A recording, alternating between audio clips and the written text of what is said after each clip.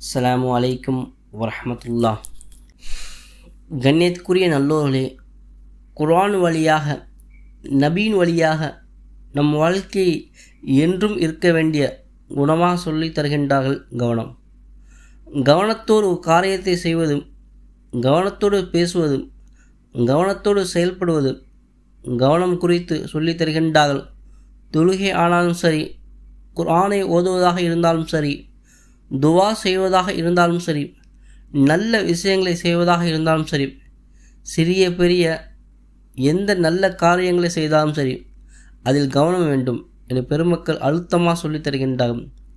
குர்ஆன் கடுமையாக எச்சரிக்கின்றதும், எவர் கவனம் இல்லாமல் இருக்கின்றாரோ அவர் நரகவாசி என அல்லாஹ் எச்சரிக்கின்றான். அல்லாஹ் நம்மை பாதுகாப்பானாக. அவ்வளவு வலியுறுத்த சொல்லப்பட்ட காரியம் கவனம்.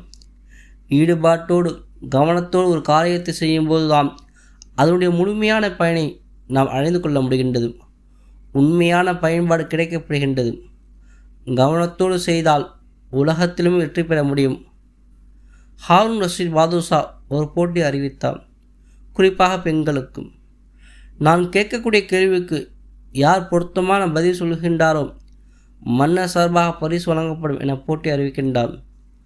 ஆனால் ஒரு நிபந்தனை என்னவென்று சொன்னால், ஒரு தடவை யார் பதில் சொல்கின்றாரோ அந்த பதிலை அடுத்து வர நபர் சொல்லக்கூடாது. கேள்வி ஒன்றாக இருக்கலாம், ஆனால் பதில் வேறாக இருக்க வேண்டும். சரி என்று மன்னர் கொடுக்கும் பரிசு அல்லவா என்று ஒரு பெண்மணி முன் நின்று நிற்கின்றார். நாளைக்கு ஃபர்லான எத்தனை ரக்காத் என கேட்கின்றார். அந்த அம்மாவுக்கு ஆச்சரியம், இவ்வளோ இலகுவானது கேட்பார். அந்த அம்மா சுபு 2, லுஹர் 4, அசர் 4, மஹரிப் 3, இஷா 4, ஆக மொத்தம் 17 ரக்காயத் என பதில் கூறினாள். மன்னர் பெரிய பரிசை வழங்கினார். அடுத்த பெண்மணி வருகின்றார். மன்னர் கேள்வி கேட்கின்றார், ஒரு நாளைக்கு ஃபர்லான எத்தனை ரக்காத் என கேட்கின்றார். பதில் வேறு அல்லவா சொல்ல வேண்டும். இந்த அம்மா சொன்னது 15 ரக்காத். எப்படி 15 ரக்காத் என கேட்டபொழுது, அன்று ஜும்மா, அதனால் 15 ரக்காயத். லுஹர் 4 ரக்காயத், ஆனால் வெள்ளிக்கிழமை 2 ரக்காயத் தொழுது கொள்ள வேண்டும். அன்று ஜும்மா நாள், அதனால் 15 ரக்காயத். சரி, மன்னர் பரிசு கொடுத்தார். அதே போல் 3ஆம் பெண்மணி வருகின்றார். மன்னர் அதே கேள்வி கேட்கின்றார், ஒரு நாளைக்கு ஃபர்லான எத்தனை ரக்காத் என கேட்கின்றார். அந்த பெண்மணி சொன்னது 11 ரக்காயத். மன்னர் உள்பட எல்லோரும் அதிர்ச்சியாகிவிட்டார்கள். அது எப்படி 11 ரக்காத் இருக்க முடியும் என கேட்டபொழுதும், அன்னைக்கு அவர் சபரில் இருக்கின்றார், பயணத்தில் இருக்கின்றார். குறைத்து 2 ரக்காயத்தாக தொழுது கொள்ள வேண்டும், 4 ரக்காயத்தை.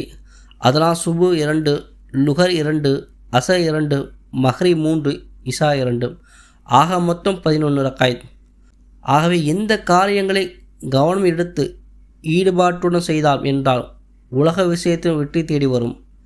தீன் விஷயத்தில் கவனம் இருந்தால் இன்னும் மகத்தான பலன் கிடைக்கும், இன்னும் மகத்தான பலன் கிடைக்கும். அலி இப்னு அபு தாலிப் அவர்கள் தொழுகை நின்றார்கள் என்றால் யார் என்ன செய்தாலும் அவருக்கு தெரியாது. அம்பு குத்தியது, எடுக்க முடியாமல் சிரமப்பட்டார்கள். தக்பீர் கட்டினார்கள், அதை எடுத்து விட்டார்கள். அதற்கு பிறகு அது எடுக்கப்படவில்லை என்ற எண்ணத்தில் இருந்தார்கள். சொன்னாங்க எடுத்து விட்டோம். எப்போது எடுத்தீர்கள்? நீங்கள் தொழுகை இருக்கும்பொழுது. அவ்வளவு ஈடுபாடு கற்பனை பண்ண முடிகிறதா? நமது தொழுகை நிலைப்பாடு. தொழுகை சின்ன சத்தம் கேட்டாலும் நம் கவனம் சிதறிவிடுகின்றது. ஆகவே கவனத்தை பொறுத்துதான் கூலியும் அதற்குரிய அந்தஸ்தும் கிடைக்கின்றது. அவளுக்கு மார்க்க ரீதியான காரியங்களை செய்வதில் அந்த பெருமக்களுக்கு இருந்த ஈடுபாடும் கவனமும், கவனத்தை பொறுத்துதான் அதற்கான கூலி. அல்லாஹ் கூறுகின்றான், பொழுதுபோக்காக கேட்கப்படுகின்ற துவாவை அல்லாஹ் ஏற்றுக்கொள்வதில்லை. துவா செய்யும் போது அங்கே இங்கே பார்க்கின்றோம் அல்லவா, திசை கவனிக்கின்றோம். நமது தொழுகை, நமது துவாக்கள், குர்ஆன் ஓதுகிறோம் அல்லவா, அதன் நிலைப்பாடு எப்படி இருக்கின்றது? குர்ஆன் மகத்தான பாக்கியமுடையது. அல்லாஹ் கூறுகின்றான், குர்ஆன் ஓதுவதை பற்றிக்கொள், அது உலகத்தை ஒளியை தரும், பிரகாசத்தை தரும். நமது குடும்ப வாழ்க்கையில், வியாபாரத்தில், கல்வியில், நம்முடைய தொழில்துறையில் ஒரு விதமான பிரகாசம், ஒரு விதமான ஒளி அதை ஏற்படுத்தி தரும்.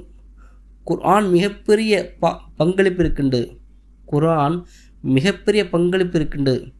துன்யாவின் பிரகாசத்தை தரும், ஆகிரத்தின் மிகப்பெரிய சேமிப்பு, ஆகிரத்தில் அதிகமான நன்மை தரக்கூடியது.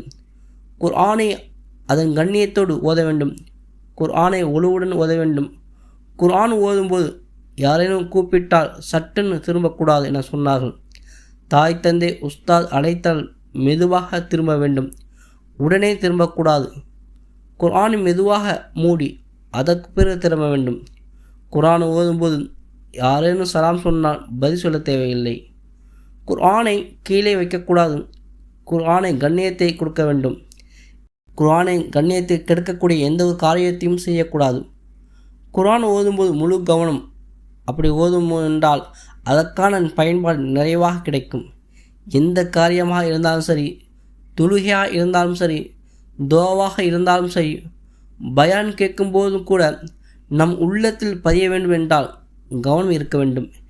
எந்த காரியம் இருந்தாலும் சரி, கவனம் முக்கியமானது. வீட்டில் சமைக்கின்றார்கள், கவனம் இல்லாமல் 1க்கு 2 தடவை உப்பு போட்டால் என்ன ஆகும்? உலக ரீதியான காரியங்களாக இருந்தாலும் சரி, மறுமை ரீதியான காரியங்களாக இருந்தாலும் சரி, அதில் கவனமும் ஈடுபாடும் வரும் போதுதான் அது என்ன என்று தெளிவாக விளங்க முடியும். அப்படி இல்லை என்றால் என்ன கூட விளங்க முடியாது. எந்த காரியத்திலும் ஈடுபாடும் கவனம் என்பது மிக முக்கியமானது.